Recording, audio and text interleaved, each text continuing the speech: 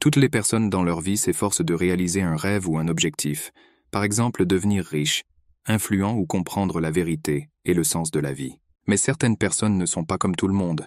Cet homme voulait être fort.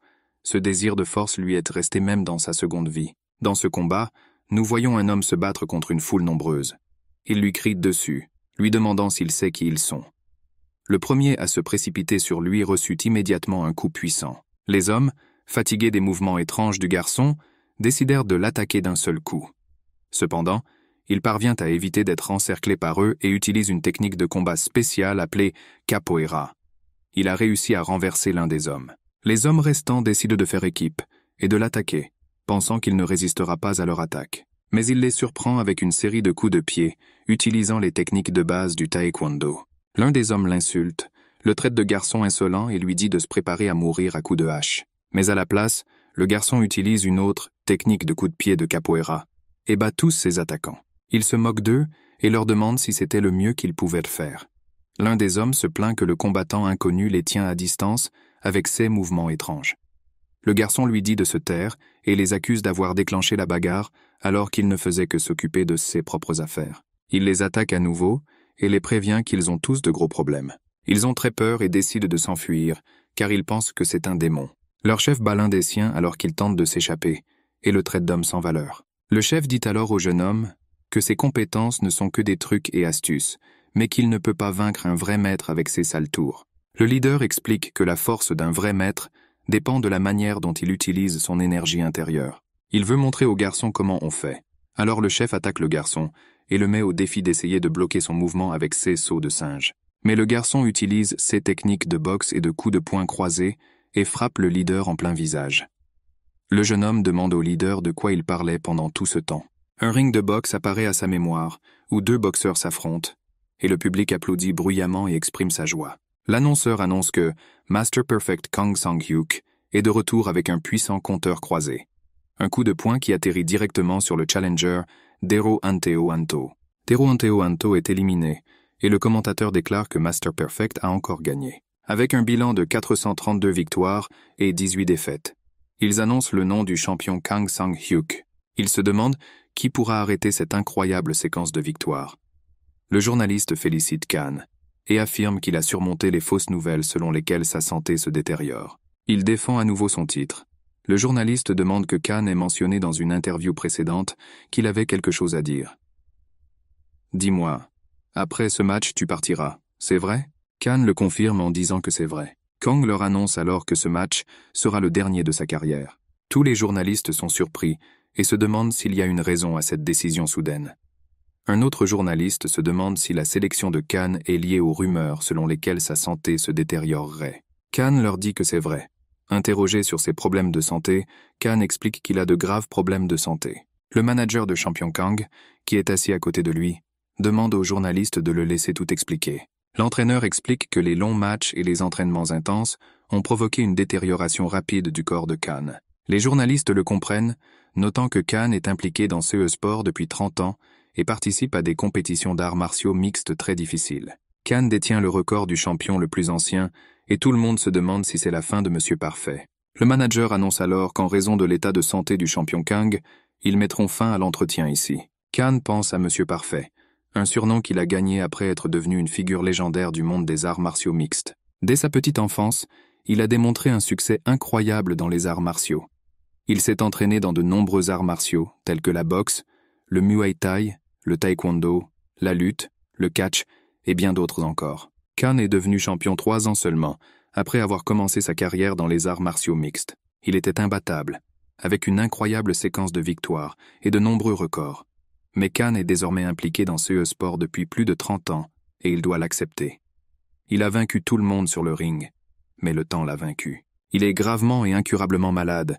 Le traitement prendra beaucoup de temps, et le résultat est inconnu. Le cœur de Khan veut continuer à se battre, mais son corps ne peut pas suivre. Le destin a privé Khan de toute raison de continuer à vivre, et il se demande ce qu'il lui reste. Khan a toujours été seul dans la vie, et il semble qu'il le restera dans la mort. Cela ne sert à rien de vivre plus longtemps. Ne vaut-il pas mieux mourir maintenant invincible et dans les rayons de la gloire? La lumière s'estompe. Un siècle d'anarchie, de chaos et de guerre sans fin.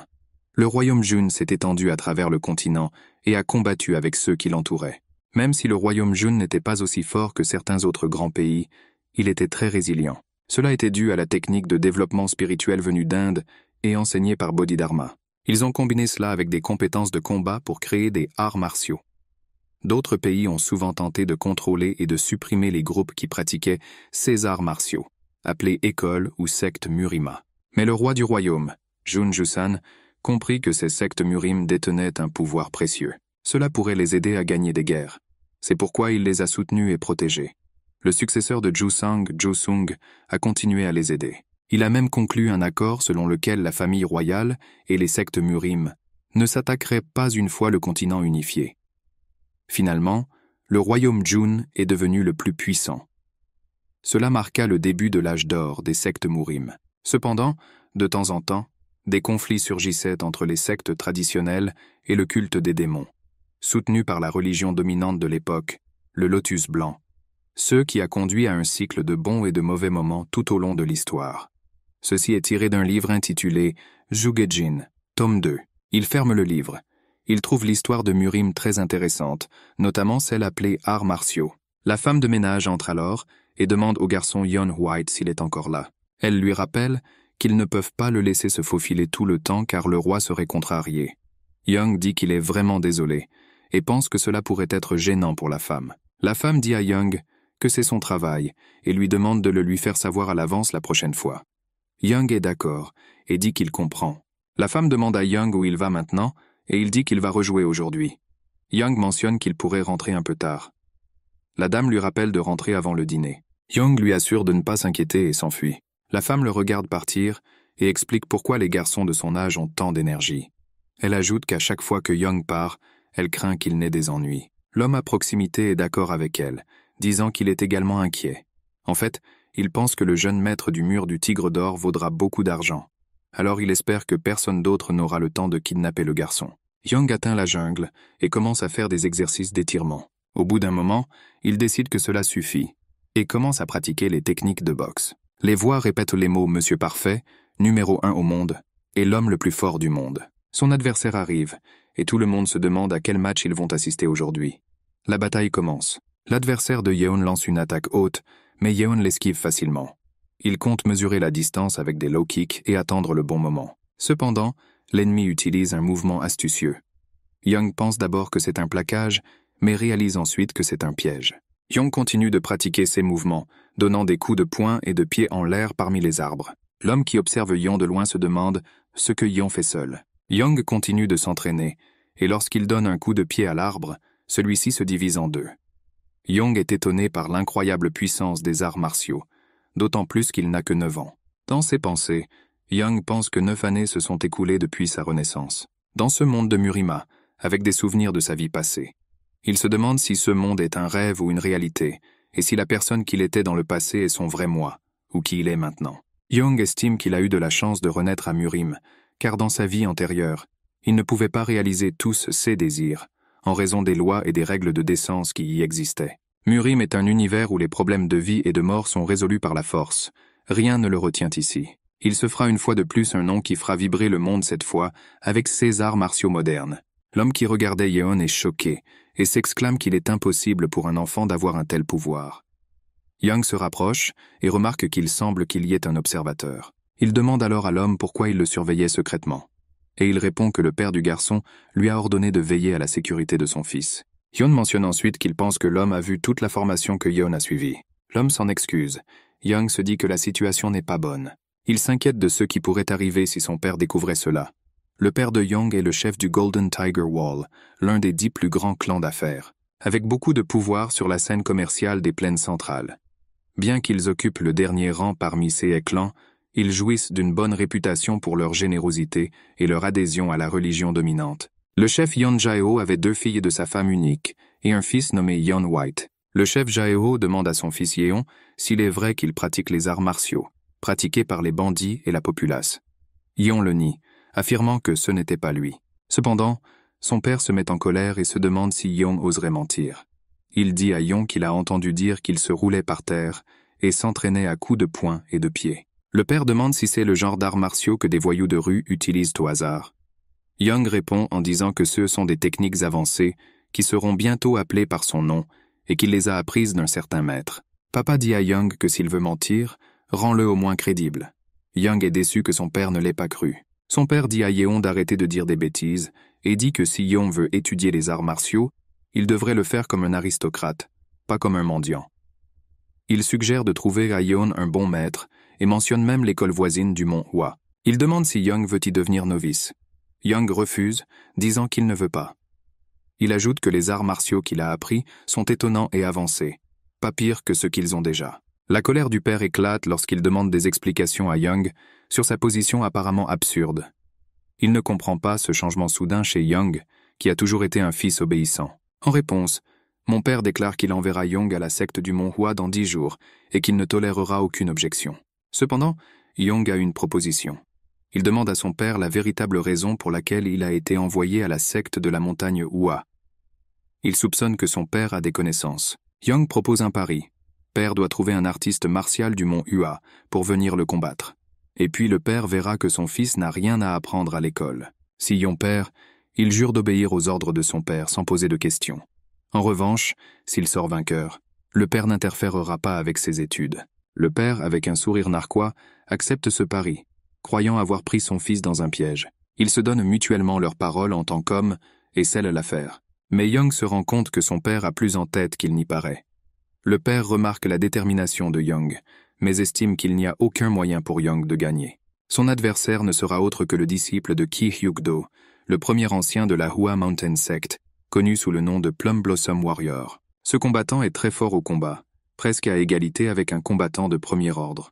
Une fille attaque un garçon, et il n'y a pas la moindre peur sur son visage, mais seulement la confiance dans la victoire. Malgré ses efforts, le garçon pare habilement ses attaques, les appelant le bloc de la croix du mont Hwa. Elle a décidé qu'elle n'avait pas fait suffisamment d'efforts et décide de faire tous les efforts possibles. La fille utilise la technique de combat stab et le garçon utilise la Six Step Sword. Elle le bat de manière décisive et il la félicite d'être devenue plus forte chaque jour. Il suggère même qu'il pourrait bientôt devenir le premier bourgeon du mont Hwa. Reconnaissante pour son soutien, sa petite amie Kang Yunhwa promet de travailler encore plus dur. Leur professeur, qui regarde de côté, admire le talent de Yunhwa, sa personnalité, et il se demande brièvement ce que ce serait d'avoir une fille. Ki Hyuk-do, le guerrier Plum Blossom, le premier ancien de l'école de la montagne Hwa, a consacré toute sa vie à cultiver ses talents et n'a pas trouvé de temps pour le mariage et les relations. Hyuk-do partage la nouvelle qu'un vieil ami les a invités chez lui. Yunhwa est très excitée et demande si elle peut y manger des bonbons. Hyuk-do lui assure que ce ne seront pas que des bonbons. Il y aura beaucoup d'autres plats délicieux. Les yeux de Yunhwa s'illuminent alors qu'elle se demande s'il y aura d'autres raviolis. Elle est complètement prête pour ça. Hyuk-do rit et convient qu'il y aura des raviolis, mais mentionne également qu'il y a une condition. Hyuk-do explique que le fils de son ami, à peu près du même âge que Yunhwa, apprend des arts martiaux étranges et de bas niveau. L'ami est inquiet et veut que Yunhwa donne une leçon à son fils et le convainque d'arrêter d'étudier les arts martiaux cette fois-ci. Hyuk-do demande à Yunhwa si elle peut le faire. Yunhwa accepte avec enthousiasme, disant qu'il lui donnera une leçon. Plusieurs jours se sont écoulés, et les gens du terrain d'entraînement du Golden Tiger Wall discutent de la bataille à venir avec le disciple de la secte du mont Hwa. Des inquiétudes surgissent quant aux chances de Young. La rumeur dit que son adversaire est un aspirant artiste martial de la secte du mont Hwa. Le père de Young croit silencieusement que Young a besoin d'un revers majeur pour le ramener à la raison. Hyuk-do arrive avec Yunhwa et s'excuse pour l'attente. Le père Young demande si leur logement était convenable la nuit dernière. Hyuk-do exprime sa gratitude pour l'hospitalité. Yunhwa remercie également le père de Yeon pour son hospitalité. Young est indigné qu'on lui demande de combattre un enfant. Le père de Young lui rappelle qu'il est aussi un enfant. Le père suggère de commencer le combat maintenant que les présentations sont terminées.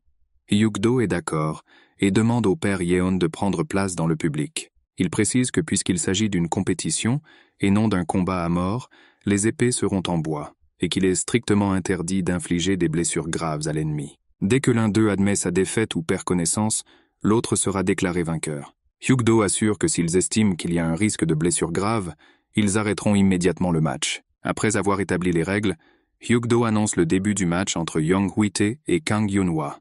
Yunhwa se présente comme la novice de 4e rang de la secte du mont Hwa, Kang Yunhwa, et explique qu'elle utilisera la technique de combinaison des 6 épées. Yeon se présente comme Yeon Hui-tae et prend une pose étrange. Yunhwa s'interroge sur la posture et le comportement étrange de Young. Elle pense que lors d'un match d'entraînement, il est d'usage de représenter sa secte et son art martial, et décide que son adversaire est trop arrogant. En réponse, Yunhwa décide de faire de son mieux et de gagner. Yeon s'attend à son attaque, Yunhwa utilise sa technique de combinaison des 6 épées, et Yeon n'utilise rien, il continue simplement. Yunhwa trouve cependant pathétique l'approche de Young, le considérant comme un enfant sans stratégie ni mouvement calculé. Elle estime que la victoire est entre ses mains. Alors qu'ils commencent à lutter, Yeon met à profit ses talents de lutteur et bat rapidement Yunhwa lors de son premier essai. Takedown. Et aucune épée en bois n'aidera ici, l'ennemi est rapide et fort. Le père de Young, le professeur Yekdo et les autres spectateurs sont étonnés d'une victoire aussi rapide et convaincante. Ils n'ont jamais rien vu de pareil. Yunhwa proteste, affirmant qu'il ne s'agit pas d'arts martiaux, mais de combats de rue. Yeon réplique en disant que gagner est tout ce qui compte dans un combat. Monsieur Perfect n'est pas seulement un champion, il établit un record remarquable, s'imposant dans toutes les catégories de poids, des plus légères aux plus lourdes, les unes après les autres. Son secret de réussite réside dans sa capacité à exploiter les faiblesses de son adversaire. Pendant le combat, Yeon frappe Yunhwa d'un coup puissant, laissant une entaille dans le sol. Yeon se sent comme un vainqueur, mais son père crie que ce gamin a gâché le combat. Et maintenant il parle de victoire.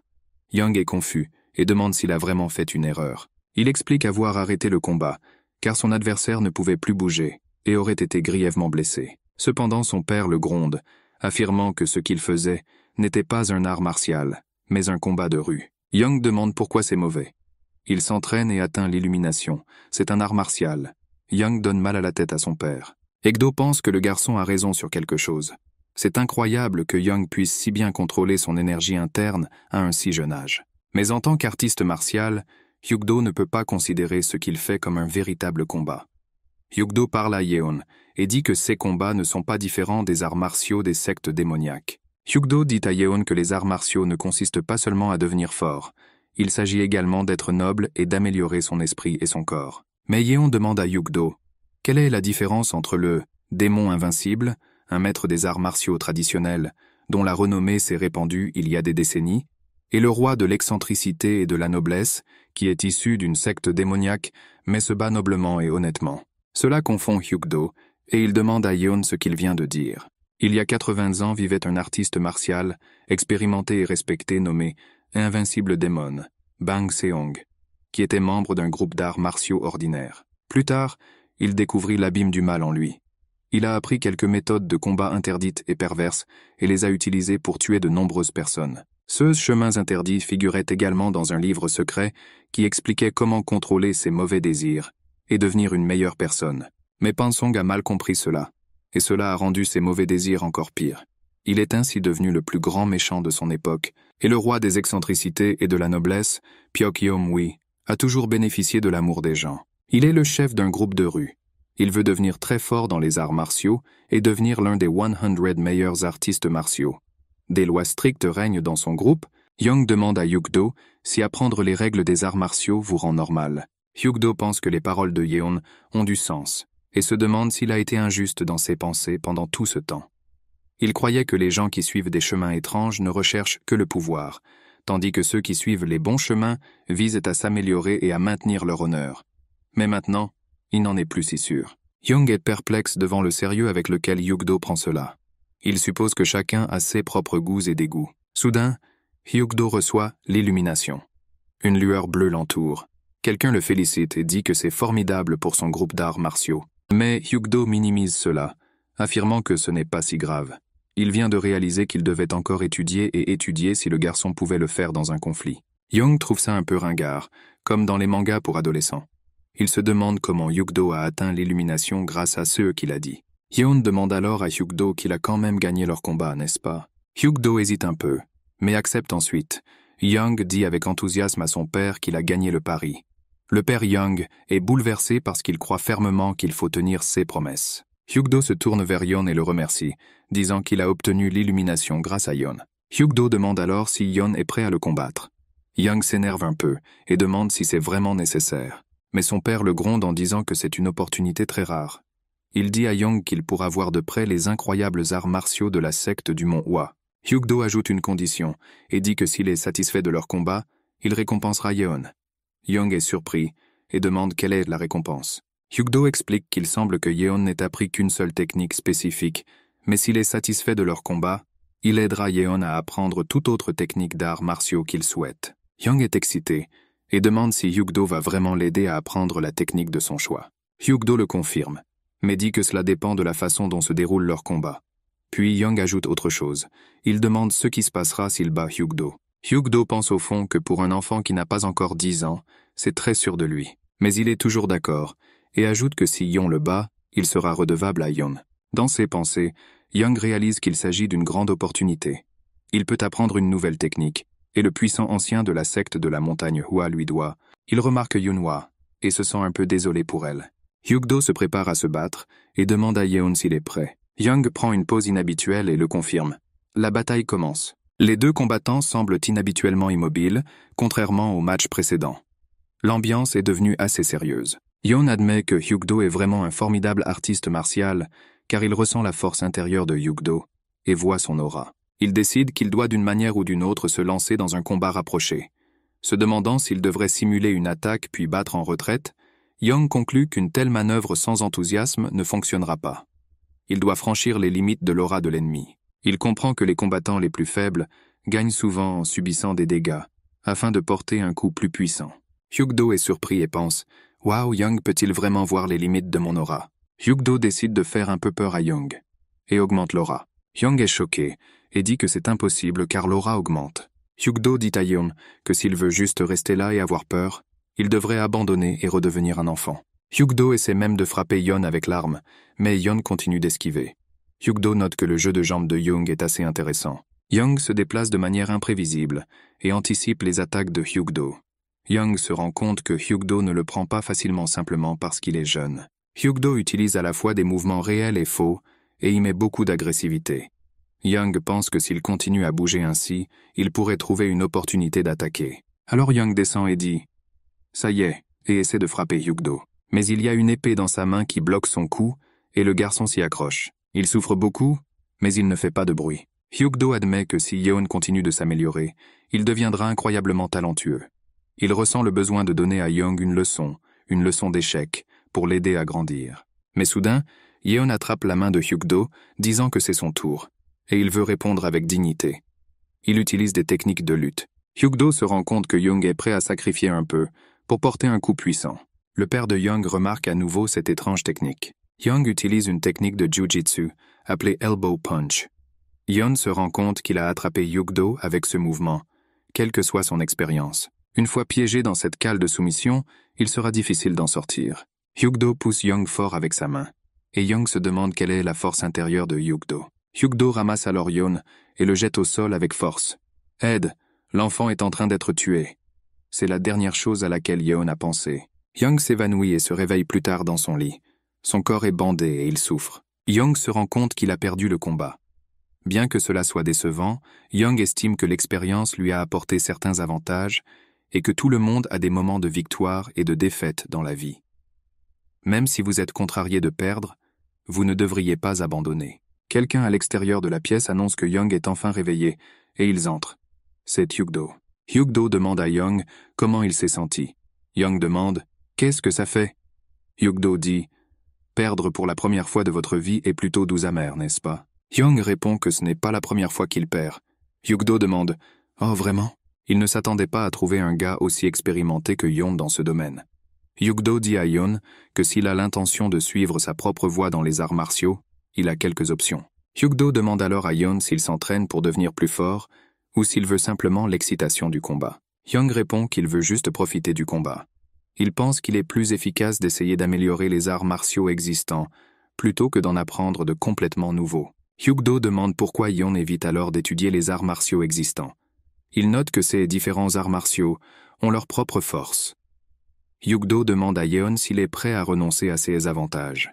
Young se rend compte que Hyuk-do a raison et pense qu'il était têtu en ignorant les arts martiaux bien développés dans ce monde et adhère aux arts martiaux modernes de sa vie antérieure. Il se rend compte que critiquer Ki Hyuk-do avant le combat était une contradiction. Hyuk-do trouve Yeon vraiment charmant, car il semble lui-même atteindre l'illumination. Hyuk-do est ravi de voir à quel point Yeon deviendra plus fort lors de leur prochaine rencontre. Il souhaite à Young tout le meilleur jusqu'à ce qu'il se retrouve. Young se lève et remercie Hyuk-do. Hyuk-do invite Yeon à visiter le mont Hwa la prochaine fois et Yeon accepte, disant qu'il le fera. Hyuk-do part alors. 10 ans plus tard, pendant ce temps, le plus jeune maître du mur du tigre doré était devenu un adolescent respecté. Young sort et se rend compte qu'il fait si clair, peut-être parce qu'il n'a pas été exposé au soleil depuis longtemps. Il ne s'attendait pas à ce que son entraînement isolé dure aussi longtemps, mais pendant ce temps, il a réussi à atteindre le plus haut sommet. Niveau. Après ce combat avec les maîtres d'école, Hwa-young a pu se libérer du contrôle de son père. Il a continué à pratiquer les arts martiaux modernes et à améliorer son énergie interne. Young vient de terminer une année entière d'entraînement en isolement et est rentré chez lui. Il se rend chez son père qui boit du thé et lui dit qu'il est de retour. Son père demande s'il est vraiment de retour et Yeon le confirme. Son père lui dit de quitter le domaine. C'est inattendu pour Yeon. Son père se demande combien de temps Yeon compte continuer à s'entraîner sans rien faire d'autre. Il pense que maintenant que Young est plus âgé et plus fort, il devrait explorer le monde et voyager. Et au fond, son père espère que son fils se mariera. Young explique qu'il souhaite continuer à s'entraîner pour devenir encore plus fort au cas où il rencontrerait des circonstances imprévues. Il a peur de rencontrer des groupes d'artistes martiaux lors d'un voyage. Le père de Young le frappe à la tête avec frustration et lui demande s'il plaisante. Il se demande pourquoi les artistes martiaux voyagent en groupe. Il pense qu'une fois que Yeon aura atteint le niveau le plus élevé, il sera respecté, peu importe où il se trouve.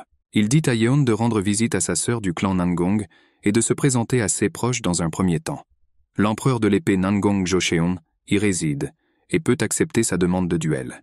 Yeon est d'accord. Il ordonne à Young de partir le lendemain. Young est surpris et demande s'il doit vraiment partir demain.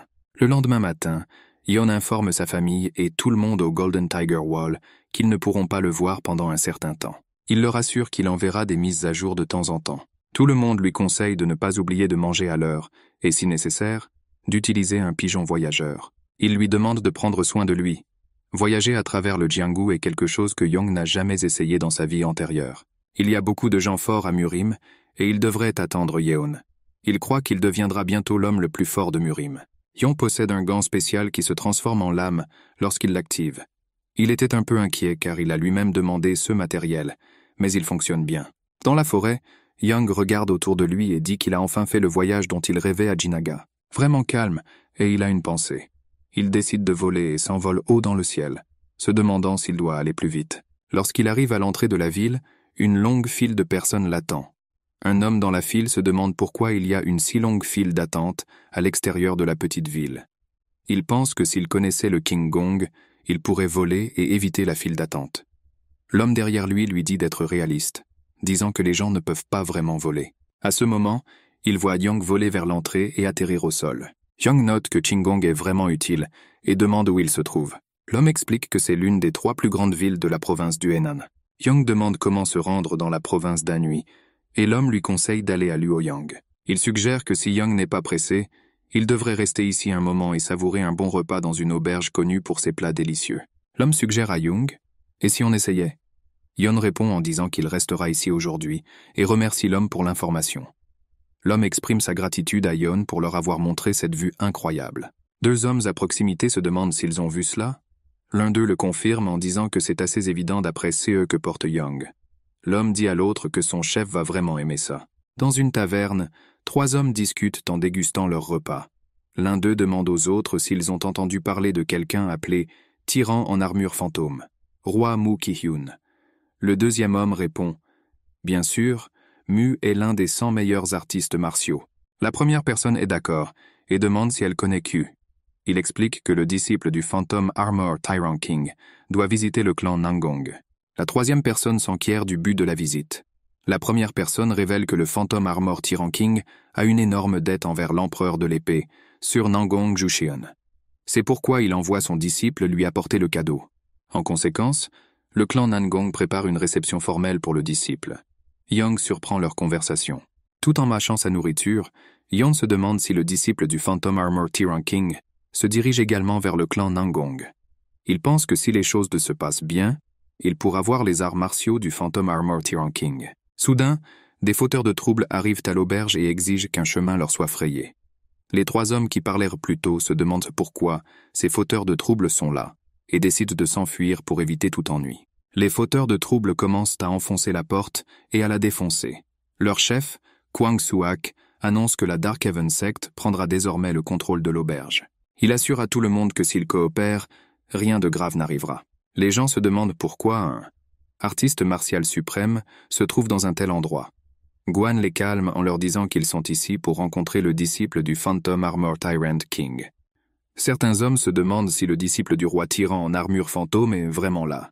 Yeon se dit qu'il ne sait pas qui est le disciple du roi tyran de l'armure fantôme, mais il aura des ennuis parce que ces fauteurs de troubles le poursuivent. Kwan s'approche de Yeon et l'appelle le disciple du roi tyran en armure fantôme, lui demandant de les accompagner. Yeon est tellement surpris qu'il renverse l'eau qu'il buvait. Il dit à Gwang qu'il n'est pas le disciple du roi tyran de l'armure fantôme. Kwan insiste sur le fait que Yeon ne devrait pas faire semblant de ne pas savoir et dit qu'il serait stupide de ne pas le reconnaître dans cette armure. Kwan convainc Yeon de ne pas s'inquiéter, promettant d'épargner sa vie s'il abandonne le cadeau destiné au clan Nangong. Kwan se dit qu'en prenant l'élixir de l'ascension du ciel, un don que possède Yeon, il atteindra le niveau du sommet suprême, et cette région appartiendra alors à Kwang.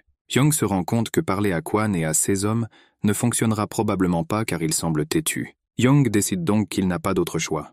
Il se lève et commence à partir. L'un des hommes de Kwan dit à Kwan que Yeon tente de s'échapper.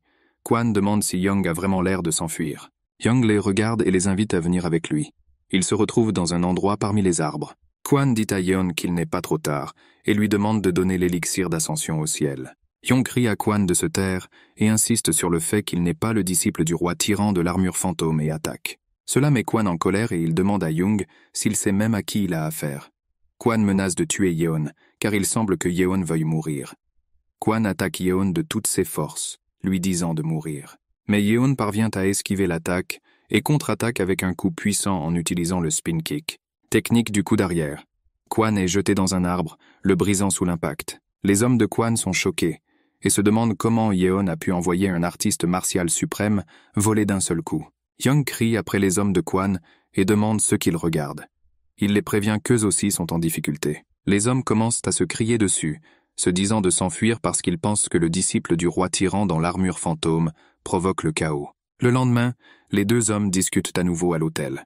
L'un d'eux se demande ce qui est arrivé hier au disciple du roi tyran de l'armure fantôme. L'autre gars dit qu'il est curieux aussi. Le premier homme explique que depuis que Yeon a été emmené par First Martial Artist Invincible Single Shield et SE Partisan, il doute que Yeon se soit échappé sans être blessé. Un autre homme suggère d'en parler aux autorités, même s'il est trop tard. Il regrette qu'un jeune homme comme Yeon soit devenu une victime. Le premier homme demande s'il risque des représailles lorsque les fauteurs de troubles le découvrent. Il pourrait être blessé s'il se trouvait dans une telle situation. Soudain, un homme entre dans l'hôtel et crie « Grande nouvelle !» Les hommes lui demandent ce qui s'est passé et il les informe que l'invincible bouclier solitaire et son groupe ont été vaincus par le disciple du roi tyran de l'armure fantôme. L'homme ajoute que ce qui est encore plus étonnant, c'est qu'ils sont tous vivants, mais leur énergie a été détruite. Les gens se demandent si cela est possible. Un autre homme dit que c'est impressionnant de pouvoir arrêter les criminels sans les tuer. Yeon est véritablement le jeune dragon. Le dragon qui représente l'honneur et la justice. Les gens se réjouissent de l'apparition de ce dragon chevaleresque. Certaines personnes pensent que cela signifie que l'élixir de l'ascension du ciel est toujours en possession du roi disciple, ce qui sera une excellente nouvelle pour le chef Satae Chek. Young exprime sa déception. Il ne peut pas croire que des personnes aussi faibles causent des problèmes dans un endroit aussi dangereux que Murim. Kwan et ses hommes se sont révélés beaucoup plus faibles que ceux à quoi Young s'attendait. Cependant, Yeon est sûr que des artistes martiaux suprêmes ou des personnes incroyables doivent se trouver quelque part à Murim. On ne sait jamais, l'enfant et le vieil homme que Young a rencontré accidentellement sur la route pourraient être la cause du problème dans ce monde rempli de violence. Eh bien, pense Young, mais pas les personnes faibles et sans valeur qu'il a contactées hier. Young remarque quelque chose et soupire. Il dit à quiconque se cache de sortir maintenant. Les hommes cachés derrière les arbres constatent que Young est beaucoup plus jeune que prévu. Un autre dit que Yeon a l'air fragile et faible. Young leur demande qui ils sont. L'un des hommes demande à Yeon s'il a quelque chose de sain et si Yeon est prêt à le partager avec des gens aussi pathétiques et faibles qu'eux. Leur chef arrive et s'adresse à Yeon en tant que disciple du roi tyran de l'armure fantôme. Yeon est très ennuyé et leur dit qu'il a déjà dit qu'il n'était pas le disciple du roi tyran de l'armure fantôme. Le chef dit à Yeon qu'il y a toujours quelqu'un de meilleur, puis l'attaque. Il suggère à Yeon d'essayer d'utiliser sa technique ridicule pour se défendre contre l'attaque. Cependant, Young répond en frappant violemment le leader au visage et en le jetant au sol.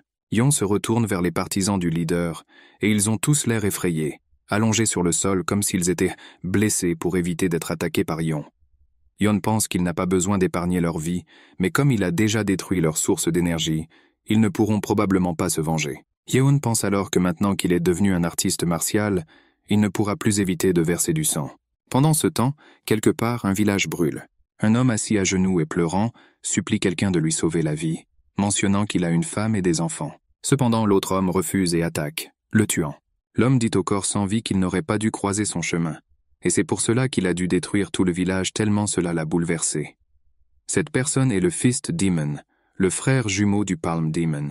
Quelqu'un s'approche du Fist Demon et lui dit qu'il n'a pas de temps à perdre. Ils doivent trouver le disciple du roi tyran dans l'armure fantôme avant son arrivée à Nangong. Cette personne est le démon Palm. Fist Demon exhorte Palm Demon à ne pas s'inquiéter, disant qu'il est presque certain que le disciple n'a pas encore atteint Luoyang. Palm Demon demande à Fist Demon comment il sait cela. Fist Demon répond qu'il a de bons instincts. Palm Demon trouve surprenant que Fist Demon lui-même dise cela.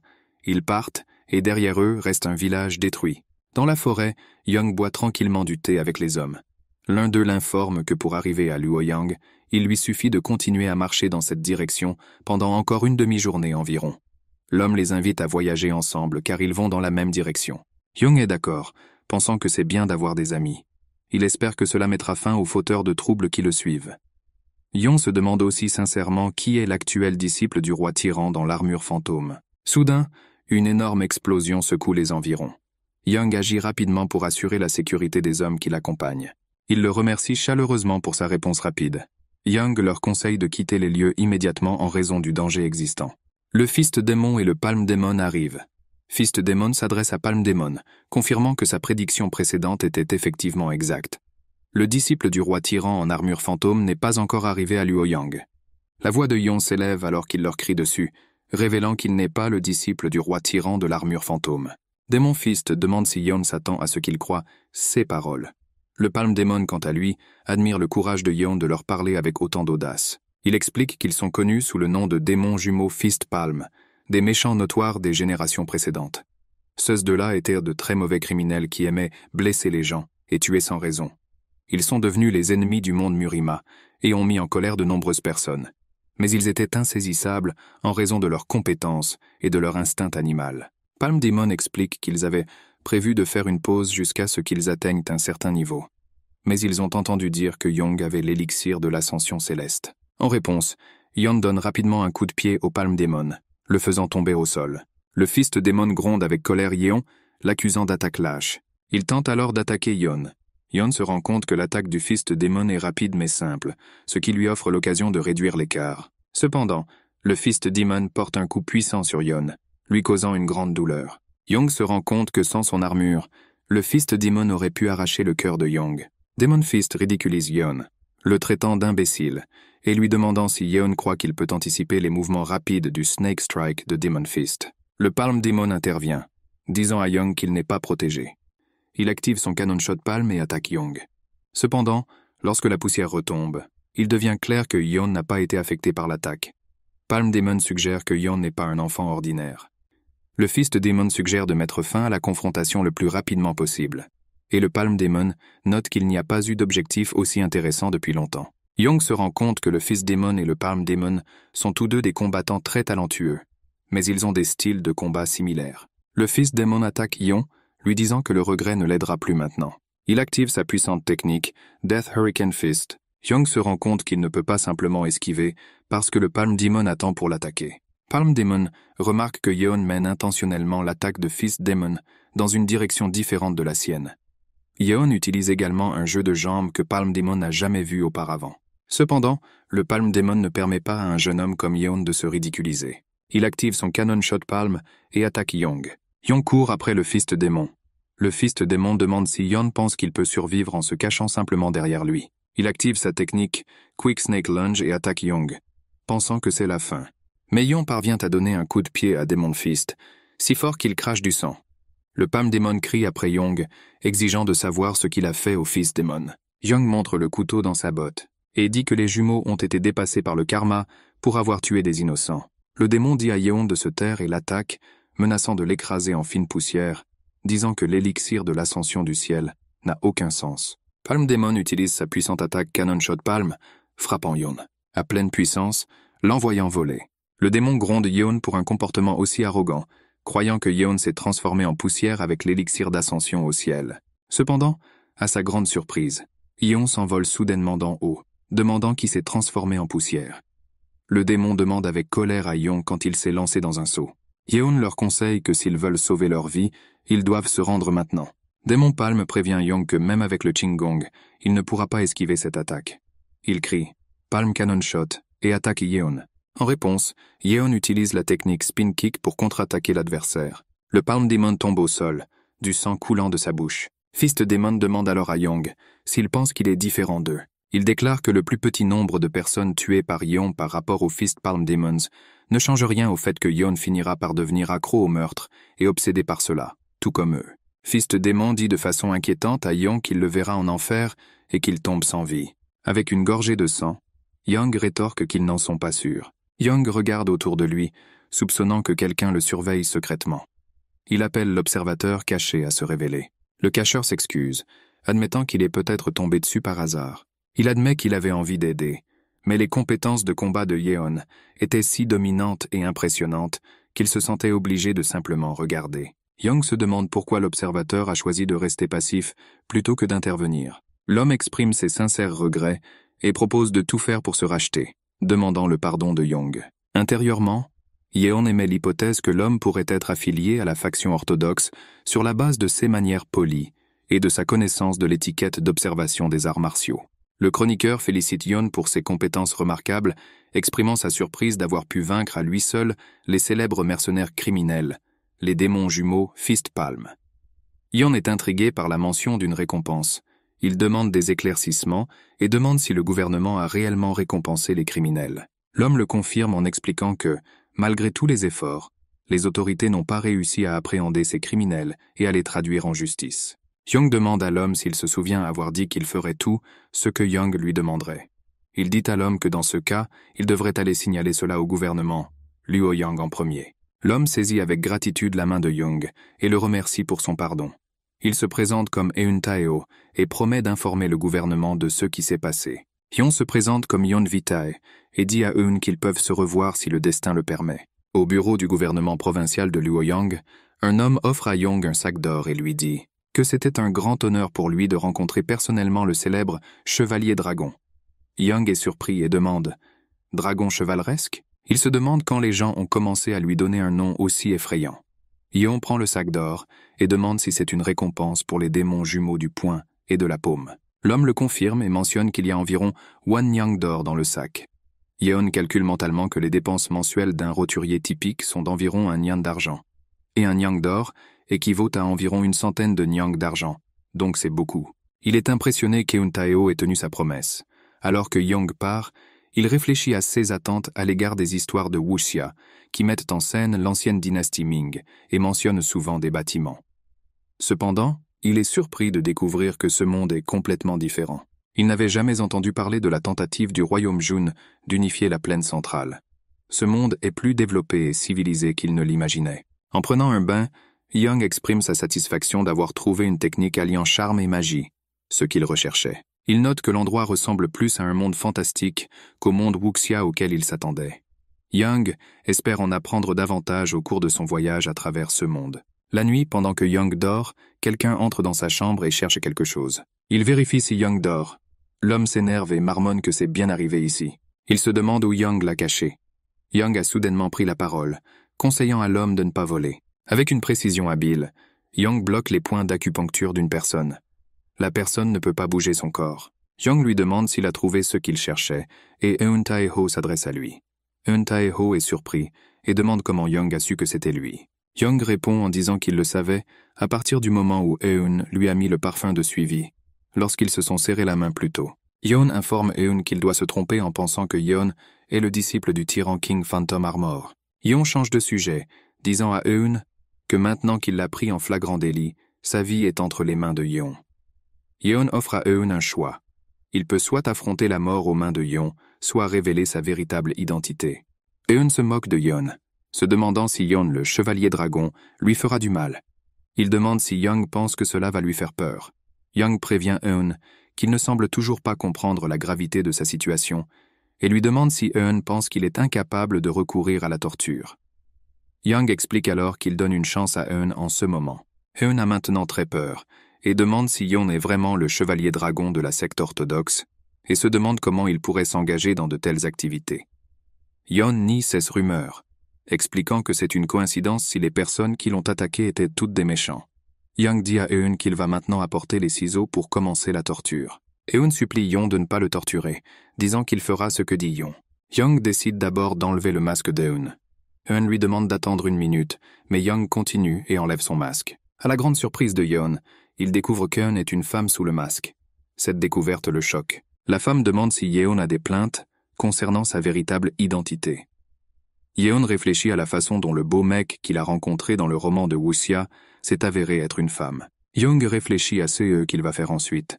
La femme, craignant que Yeon ne la tue ou ne la mette en prison, décide qu'elle doit agir. Elle demande à Young s'il sait qui est l'Estimated.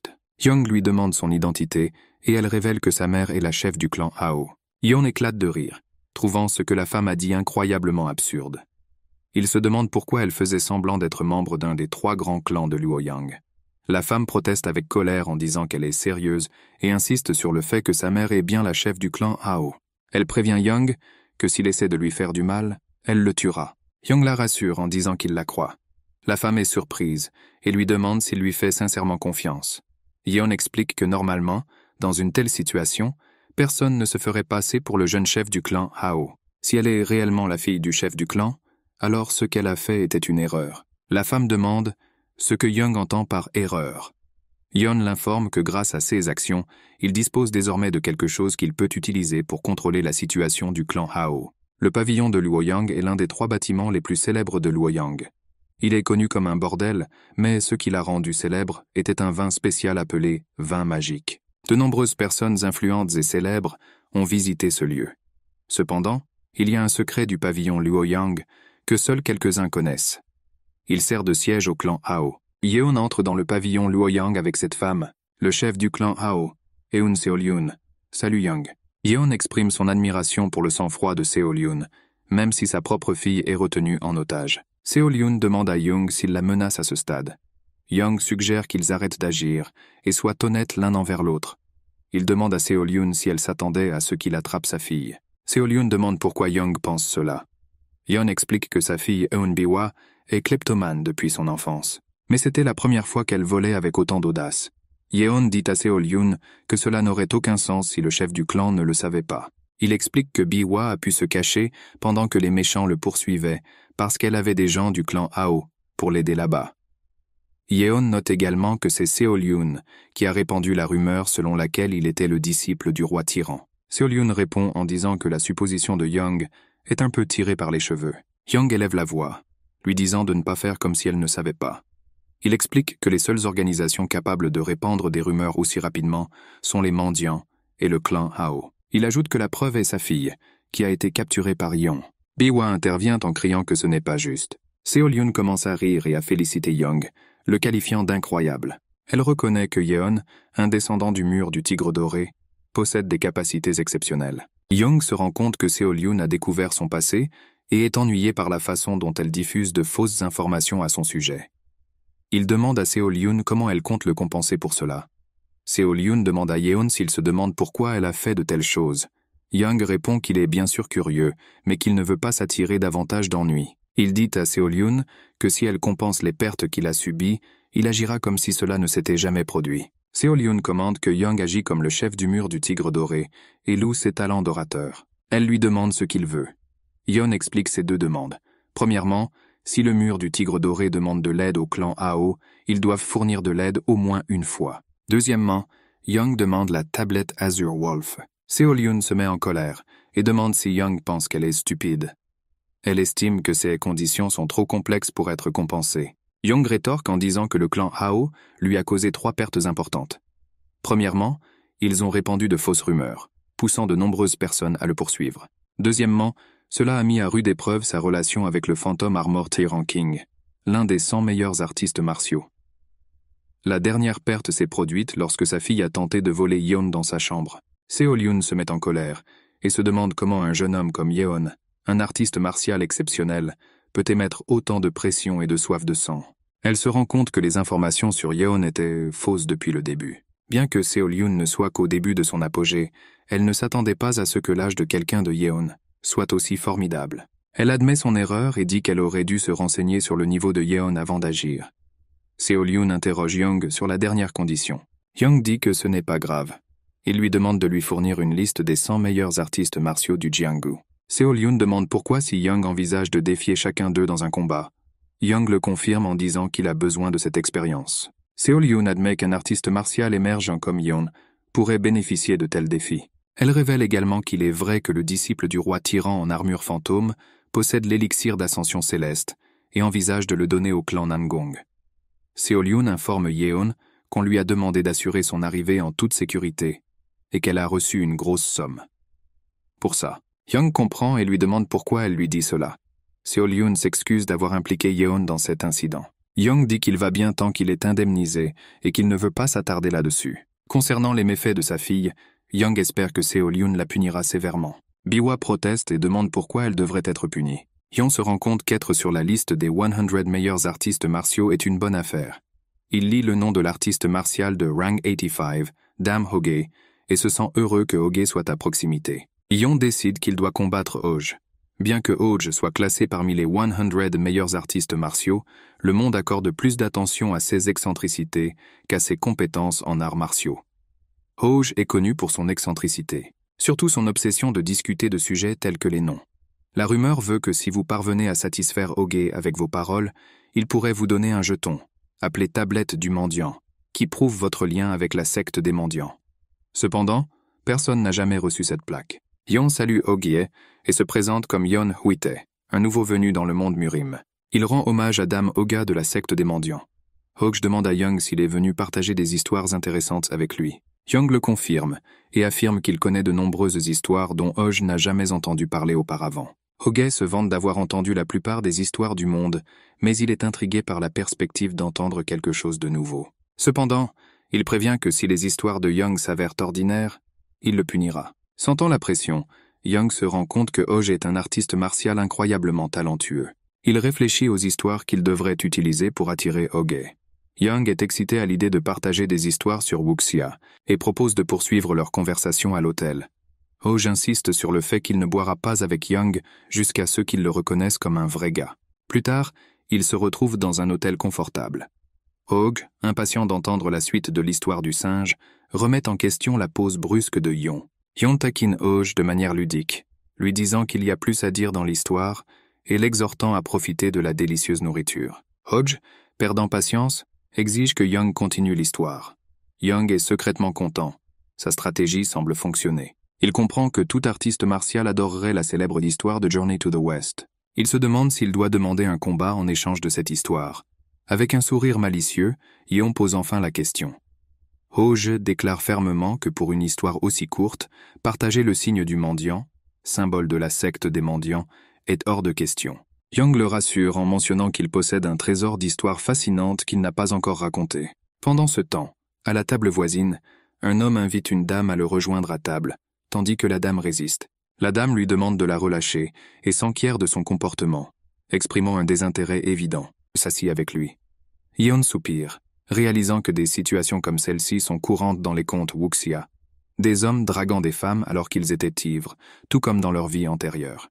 L'homme continue de se vanter de son identité, prétendant être le jeune chef de la secte Shintae. Il insiste sur le fait que la dame devrait se sentir flattée qu'il ait manifesté de l'intérêt pour elle. Young ne peut s'empêcher d'intervenir, réprimandant l'homme pour son comportement pathétique. En colère, l'homme prévient Young, lui demandant s'il cherche des ennuis. Soudain, la dame prend les choses en main et gifle l'homme. Furieux, il demande à savoir si elle sait qui il estimate. En réponse, la dame lui rappelle qu'il prétendait être le jeune chef de la secte Shintae et lui donne une autre gifle bruyante, le traitant d'enfant immature et gâté. Le chef du groupe de Shintae appela brutalement la femme et dégaina son épée. Les partisans du leader insultent une femme, La femme leur demande qui l'a fait s'asseoir avec le chef, même si elle a dit non. Elle les traite tous de mauvaises personnes. Le chef essaie de frapper la femme avec son épée. Une femme se défend d'une attaque avec son éventail. Hoj dit à Yeon qu'il ne pense pas du tout que cette femme soit faible. Yeon a l'impression d'avoir déjà vu des choses comme ça. Des scélérats harcèlent les femmes et se font frapper au visage. Le leader, dont l'attaque est bloquée, se demande pourquoi la femme est si forte. L'homme à l'arrière dit au chef d'arrêter d'attendre et de se débarrasser d'elle rapidement. Mais cet homme reçoit un coup de pied et il tombe. Hoge se tient au-dessus de lui et dit qu'il ne peut pas croire que 2 hommes adultes attaquent une femme. Hoge leur dit qu'ils devraient regretter ce qu'ils ont fait. L'homme tombé crie après Hoge et lui dit de rester en dehors de cela. Hoge jette une autre personne du groupe du chef en l'air et il entre en collision avec leur chef, les faisant tomber tous les 2 au sol. L'homme tombé crie à nouveau après Hoge, disant qu'il a non seulement frappé leur jeune chef, mais qu'il a également assommé son ami. L'homme dit à Hoge qu'il a fait une grosse erreur et lui demande s'il pense que la secte Shintae le laissera s'en tirer. Hoj répond que ce sont eux qui ont commis une grosse erreur et se demande s'ils sauront qui est la femme même après avoir vu le dessin sur son éventail en fer. Elle est une descendante directe du clan Juge, Juge Mhwa. L'homme prend peur et demande confirmation. A-t-il vraiment dit « clan Juge » ? La femme Mhwa demande à Hoge comment il a pu la reconnaître après avoir vu le motif sur son éventail en fer. Hoge dit que l'aîné de la Beggar Ladies secte Hoge n'a aucun problème à le découvrir. Mhwa salue Hoge et dit que c'est agréable de le rencontrer, s'adressant à lui comme Sir Dame Hoge. Elle dit que son nom est Juge Mhwa et qu'elle est nouvelle pour voyager à Murim. Elle mentionne qu'elle a entendu parler de Hog et de son excellente réputation. Hoge lui dit de ne pas s'inquiéter, car ce n'est pas si impressionnant. Mhwa exprime sa gratitude à Hoga pour son aide. Hoj lui demande pourquoi elle voyage seule si elle connaît les arts martiaux. Il craint que si elle devait faire face à un artiste martial très expérimenté, elle pourrait avoir des ennuis. Mhwa explique que bien que le clan Juge ne soit pas connu pour ses compétences en arts martiaux, il excelle dans les pièges, les appareils et le monde universitaire. Il pratique également différents types de magie. Elle mentionne que si elle rencontre un artiste martial qu'elle ne peut pas gérer, elle pourra invoquer un golem affamé, ce qui n'est enseigné qu'aux descendants directs du clan. Selon la situation, elle peut également utiliser la magie de contrôle spatial. Young se rend compte que Mhwa est doué en magie et sait même invoquer la magie. Il envisage d'apprendre par lui-même s'il en a l'occasion. Young demande si l'une de ces personnes prétendait être le jeune chef de la secte Shintae. Hoge veut savoir pourquoi Young demande et s'il est inquiet. Young répond en demandant pourquoi il s'inquiéterait. Hoge rit et admet qu'il a peut-être commis une erreur. Il assure à Young que le clan Juge, l'un des 5 grands clans, n'aura pas peur d'une petite secte comme Shintae. Hoj informe Yeon qu'en tant que descendant direct de l'un des 10 plus grands clans commerciaux, Golden Tiger Wall, Yeon n'a rien à craindre non plus. Mhwa demande avec enthousiasme à Yeon s'il est le fils du chef du Golden Tiger Wall. Yeon croit en privé que tous les types de personnages féminins trouvés dans les histoires de Wuxia sont présents ici. Il se demande si cet endroit est le monde réel de Murim ou simplement virtuel. Si c'est virtuel, alors toutes les personnes qu'il a rencontrées et à qui il a parlé sont-elles également fausses? Hoj remarque le comportement de Young et demande ce qui s'est passé. Young sourit et dit que si le cliché persiste, il devrait y faire face. Maintenant, Hoge est perplexe et demande « Quel genre de cliché ?» Dans la secte Shintae, un jeune leader est allongé sur un lit avec une marque rouge sur le visage. Le chef de la secte Shintae, Kang Seok-ju, se tient à côté de son fils et demande avec colère qui a osé lui faire du mal. Il demande à ses partisans de découvrir qui a fait cela. L'homme explique que le jeune leader se détendait à l'hôtel lorsque cela s'est produit. Seok-ju est surpris et demande « À l'hôtel, qui est coupable ?» L'homme lui dit qu'il s'agissait d'une femme, vraisemblablement du clan Juge, d'un vieil homme qui semble appartenir à la secte des mendiants et d'un jeune homme inconnu. Seok-ju est inquiet car il sait que le clan Juge est l'un des 5 clans les plus puissants et que la secte des mendiants est également impliquée. Il serra les dents, se demandant quoi faire dans cette situation. Seok-ju décide qu'ils doivent riposter puisque le jeune chef de leur secte a été attaqué. Cependant, il se rend compte que la secte Shintae n'est pas assez forte pour combattre à la fois Juge, le clan Juge et la secte des mendiants. Seok-ju interroge l'homme sur la dernière personne impliquée, mais il ne connaît pas toutes les informations. Il dit qu'il semble que cet homme, Yeon, ait rencontré Juge pour la première fois. L'homme ajoute qu'il semble avoir récemment rencontré un membre de la secte des mendiants. En entendant cela, Seok-ju sourit, pensant que la dernière personne ne doit pas être si importante. Seok-ju ordonne à l'homme de trouver la dernière personne et de l'amener ici. Cependant, l'homme hésite et lui suggère de s'adresser d'abord à cette personne avant d'agir. Seokju n'est pas d'accord, affirmant que même si une personne a des relations, elle reste un meilleur choix que les deux autres. Comme ils ne se connaissent pas bien, il ne leur sera pas facile de s'immiscer dans leurs affaires. Seokju ordonne fermement à l'homme d'amener ce type ici immédiatement et lui demande s'il comprend. De plus, Seokju informe son homme que si Young résiste, il devrait le battre sévèrement. Soudain, ils sont attaqués à coups de pierre, et Seokju et son homme se demandent « Ce que c'est ?» Au milieu du chaos, Yeon apparaît et porte un coup puissant au visage de l'homme. Cette action met en colère tous les habitants de Seokju, qui exigent de savoir comment Yeon ose semer le trouble dans cet endroit. Il tente d'attaquer Yeon, l'avertissant qu'il ne pourra pas sortir d'ici vivant. Au milieu de la confrontation, Young se dit que les clichés sont meilleurs lorsqu'ils sont renversés. Yeon opère, en utilisant ses techniques d'arts martiaux, d'abord avec un crochet gauche, puis avec un crochet droit, qui lui permet de frapper et de vaincre tous les hommes de Seokju. Ces gens viennent vers lui avec des épées, menaçant de le tuer. Le corps de Young est rempli d'énergie interne qu'il cultive, capable de porter même un coup standard, incroyablement destructeur. Lorsque cette énergie interne est canalisée par un artiste martial suprême comme Yeon, elle devient aussi puissante qu'un canon. D'un seul coup, Yeon renvoie tous les hommes de Seokju. Seokju arrive sur les lieux en brandissant son épée. Il interroge Yeon sur le chaos qu'il a déclenché sur son territoire et demande si la First Blood Sect a incité les actions de Yeon. Seokju attaque alors Young avec son épée. Yeon se défend de l'attaque en utilisant son gant. Seokju remarque le gant unique de Young et le commente. Il lance alors une autre attaque, invitant Yeon à la bloquer. Seokju utilise une technique appelée Blood Demon Crane Kick et poignarde Yeon. Cependant, Young évite habilement l'attaque et contre-attaque avec un puissant coup de pied circulaire. Cela fait s'écraser Seokju contre un mur. Seokju se rend compte que Young a détruit son noyau énergétique d'un simple coup de pied. Il demande à savoir qui est Yeon. Young ne répond pas à la question de Seokju et détourne le regard. Agacé, Seokju appelle Yeon, lui demandant s'il l'ignore. Il ordonne à Young de s'arrêter là. Cependant, l'attention de Young est attirée par un tableau dans la pièce. Il note qu'il ne peut pas dire s'ils sont créatifs ou non et interroge Seokju. Pourquoi il a caché le coffre-fort derrière un tableau aussi évident dans sa chambre? Seokju grince des dents de frustration. Une série d'attaques par un inconnu commence, ciblant diverses sectes, à commencer par la secte Shintae. Cet inconnu qui à lui seul a vaincu toutes les sectes et a facilement pris leur or caché. Parmi les objets qu'il a emportés se trouvaient des livres secrets, contenant des enregistrements de crimes terribles et de contrebande. Ces enregistrements ont été signalés au gouvernement. Toutes les sectes qui ont été attaquées, y compris la secte Shintae, ont souffert même si les choses se passaient bien auparavant. Les gens ont commencé à appeler cet inconnu le « voleur divin avec un point de chevalier », parce qu'il était comme un bon voleur qui utilisait ses points. Cela n'a pas d'importance, mais on dit que des rumeurs sur ce Divine Night Fist ont été répandues par le clan Hao et la secte des mendiants. Seol-yoon pensait que cela pourrait suffire à rembourser sa dette envers Young Huitae. Après que les rumeurs sur le voleur Divine Night Fist se soient calmées, quelque chose s'est produit.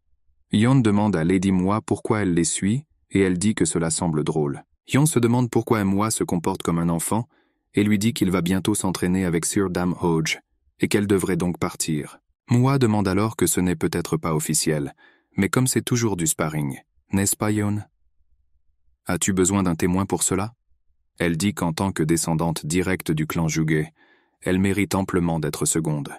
Moi se dit qu'il ne peut pas manquer quelque chose d'aussi intéressant. Hoge est d'accord, et mentionne que le fait que le témoin soit un descendant direct du clan Juge serait une bonne idée. Young l'interrompt, demandant à Hoge d'attendre un peu. Il explique que puisqu'il s'agit d'un combat informel, il n'est pas nécessaire de montrer vos compétences en arts martiaux aux autres. En privé, il décide de ne pas laisser Moi faire ce qu'il veut. Hoge convient que le point de Yeon est également logique. Moi traite mentalement Young d'homme stupide et se demande comment il ose utiliser des stratégies contre le clan Juge. Elle demande ensuite à Hoge s'il connaît quelqu'un nommé Gu Jiam. Hoge confirme qu'il le connaît, mentionnant que Gu Jiam a été le premier conteur à recevoir une audience avec l'empereur. Moi dit à Hoge que le clan Juge connaît bien Gu Jiam. Elle propose d'organiser une rencontre entre Hoge et Gu Jiam s'il est intéressé. Hoge exprime son intérêt et apprécie la gentillesse du clan Juge. Moi demande alors à Hoge si cela signifie qu'il lui permettra d'assister à leur combat. Hoge confirme et lui assure qu'elle peut regarder autant qu'elle le souhaite. Moi remercie Hoge et regarde Yeon avec un sourire satisfait, comme si elle avait gagné. L'expression de Yeon montre sa confusion quant au comportement de Mua. Quoi qu'il en soit, Young et Hoj se préparent à s'entraîner. Hoj informe Yeon qu'il utilise un bâton dans ses arts martiaux, appelé « technique de battement de chien », qui ne peut être appris que par un chef ou un successeur de secte. Hoj interroge ensuite Young sur les arts martiaux du célèbre Dragon Knight. Young prend le temps de réfléchir au nom qu'il devrait donner à son art martial. Il se souvient avoir pensé à une chose quand il était jeune et s'être battu avec un mendiant. Yeon répond à Hoga en disant que les arts martiaux qu'il utilise sont appelés techniques de boxe. Il explique que, comme son nom l'indique, le combat se fait essentiellement au poing. Il est connu pour être rapide et puissant. Il ajoute que cet art martial est développé depuis longtemps dans un autre pays et que son efficacité dépend de la manière dont une personne l'interprète. Il révèle que le mouvement qu'il utilise a en fait été créé par lui-même. Hoge commente qu'il s'agit d'un nom simple, mais qu'un tel art martial peut être encore plus effrayant qu'il n'y paraît. Il confirme qu'il est prêt et demande à Young s'il est prêt aussi. Young lui assure qu'il est prêt aussi. Mua suggère qu'en tant que membre du clan Jug, elle sera témoin de leur querelle. Elle explique que le vainqueur sera déterminé lorsque l'un d'eux abandonne ou s'évanouit. Elle souligne que tout acte visant à causer un préjudice grave n'est pas toléré et que les attaques susceptibles de mettre en danger la vie d'autrui doivent être évitées. Elle suggère qu'ils commencent à s'entraîner. Hoj prend une certaine position et Young tente de l'attaquer. Young pense qu'il va enfin rencontrer l'un des 100 meilleurs artistes martiaux au monde, Murim. Cela faisait longtemps qu'il n'avait pas été aussi excité. Hoj frappe avec son bâton et Yeon se défend avec succès. Mua note que le combat se déroule encore mieux que prévu. Yeon lance une attaque, Hoj la bloque, puis Hoj répond avec sa propre attaque, que Yeon bloque en retour. Hoj saute pour attaquer Yeon d'en haut, mais Yeon évite habilement l'attaque.